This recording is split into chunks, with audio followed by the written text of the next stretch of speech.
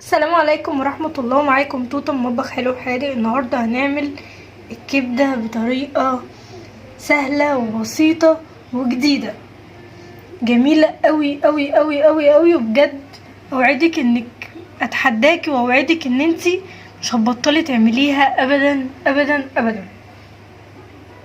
معاكم توتة من مطبخ حلو حادق. لو اول مرة تشوفونا اشتركوا في القناة وفعلوا زر الجرس عشان يوصلكم كل جديد. عرفونا بنفسكم تحت في الكومنتات وقولولنا بتجربوا ايه من وصفاتنا وما بتجربوش ايه، وقولولنا ايه بيعجبكم ومحتاجين ايه.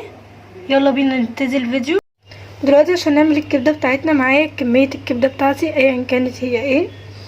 هي كانت شرايح، انا قسمتها نصين. انتي لو عندك عصافير هتمشي، لو عندك مكعبات برضو هتمشي بنفس الطريقة، عندك عصافير برضو هتمشي. احنا مش بنغسل الكبده بتاعتنا، انا بجيب مصفى، بجيب الكبده بتاعتي اول ما بجيبها بقوم حطها في المصفى وانزل عليها ليمون، ليمونه او الاتنين، واعصرهم كويس قوي طبعا. وبعد كده اقوم حاطه بصل بودره وتوم بودره واسيبها مع نفسها لحد ما تبقى بالشكل ده كده، ميبقاش فيها نقطه دم. انا بسيبها حوالي ربع ساعه، نص ساعه، 5 دقايق، 10 دقايق، على حسب وقتك وعلى حسب انتي مستعجله ولا لا. معايا البصل بتاعي، بصلايه قطعتها مكعبات صغيره، وبشرت طماطم، معايا طماطميه واحده بشر طماطم، معايا بصل بودره وتوم بودره وكمون وكزبره ناشفه وفلفل اسود ورشه حبهان ورق لورا ورشه السبع بهارات. ما عندكيش كل ده اعمل ايه يا توته؟ لو ما عنديش كل ده حطي ملح وحطي فلفل اسود وحطي بصل بودره وتوم بودره، دول اهم حاجه، والكمون. ومعانا دلوقتي الفلفل الرومي بتاعنا، انا مقطعه 2 وحدتين كبار بسم الله ما شاء الله، قطعتهم مكعبات صغيره بالشكل الجميل ده. والثوم بتاعنا بقى حوالي 7 فصوص 8 فصوص. انا بحب احط للكبده توم كتير لان هي بتعشق الثوم عشان ما تبقى الزفر. انا فرمته كويس اوي، تفرميه في الكبه، تضربيه في الهون، ايا كان ايه اللي انت تعمليه. ومعايا ليمونيه. دلوقتي معانا ايه بقى على النار؟ حطينا طاسه على النار وحطينا فيها معلقتين زيت ومعلقتين سمنه بلدي. ما عندكيش سمنه بلدي حطي زيت، اكتفي بالزيت. عندك سمنه عاديه حطي سمنه عاديه، عندك فرن، عندك اي حاجه حطيه برضو. هي معلقتين ولا حاجه كفايه قوي.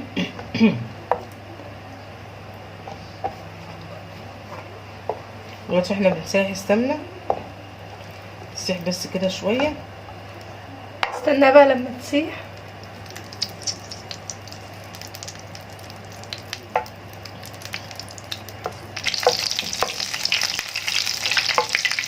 احنا لسه قالب الزبده، قالب الزبده بتاعنا لسه ما تحت.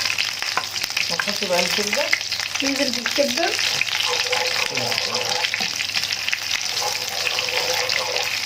زي ما قلت لكم دي كانت كبده شرايح وانا قسمتها قطعتها نصين. انت بقى عندك كبده شرايح، عندكم كبده عصافير، اي حاجه متوفره عندك اعمليها بيها. حتى البلدي لو عايز تعمليها كده اعمليها، تبقى حكايه بجد، بيبقى طعمها جميل قوي قوي قوي قوي. لو عندك اعمليها، ما تقفيش على اي حاجه.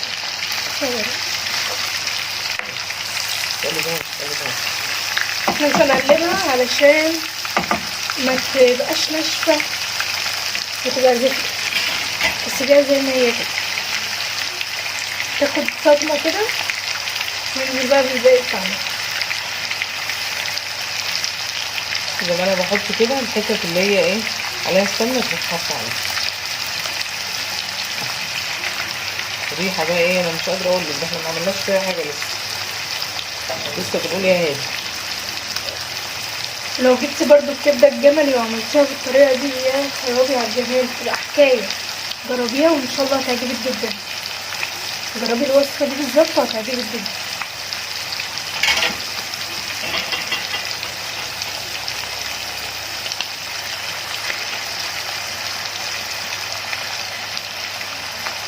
بص احنا مش هنقلبها 10 دقايق بس كده، هنقلبها تقليبتين 10 ثواني يعني ولا حاجه.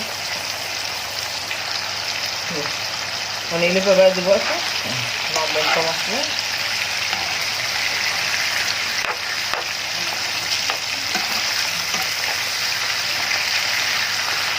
هنقعد بقى نقلب معاكم كده شويه، نقلبها شويه كده.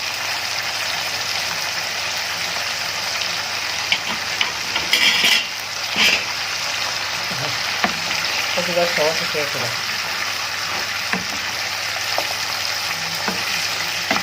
والدتي ما بتحبش حد يمسك الطاسه التيفال بتاعتها ولا يحط فيها معلقه، الا لما هي ممكن تحطها براحتها، تعمل بقى براحتها فيها، لكن احنا لا. انا ببقى حريصه لكن هما لا، ما بياخدوش بالهم. اكتبوا لنا تحت في الكومنتات، هل مامتكم كده برضو زي مامتي ولا ايه بالظبط؟ انتوا قولوا لنا رايكم برضه، شاركونا رايكم. قعدت 10 ثواني واحنا عمالين نقلب فيها، ومستنيين بس لونها يدبل شويه ويبقى جميل كده عشان تنزل كل الزفرة اللي فيها. هننزل بقى بالثوم بتاعنا.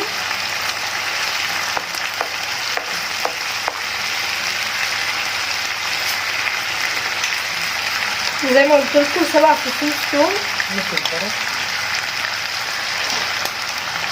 ننزل بالكزبرة، رشة كزبرة،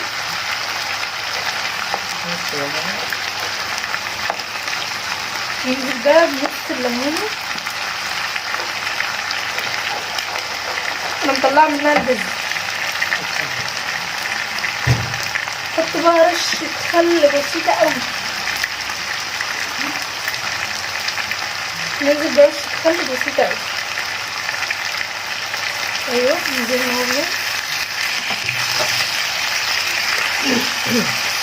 هنحط بقى التوابل كلها.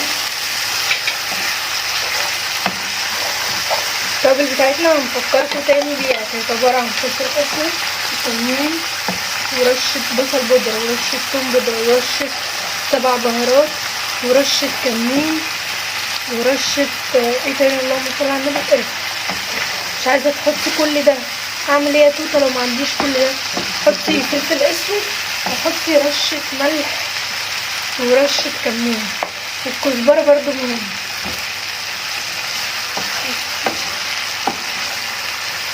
ننزل بقى بالفلفل الرومي بتاعنا، خليه بس يدبل معانا شويه، هيدبل معانا شويه. ننزل بالبصل عشان يدبل برضه. عايزه تقطعي كل ترانشات براحتك، انت عايزاه اعمل ايه.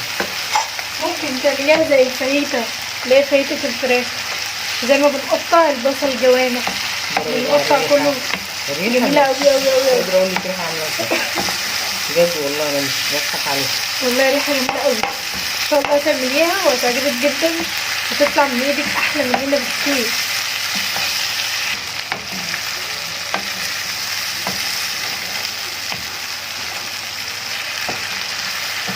احنا عايزين كل التوابل، انا باخد اللي في الجناب اهو ده وده بنلم كله مع بعض عشان كل التوابل وكله يتجانس مع بعض كده، يدخل مع بعض كده. لو عندك فينو حطي فينو، عيش بلدي، حطي بقدونس، قطعي قوطة طرنشات. هنحط بقى معانا القوطة،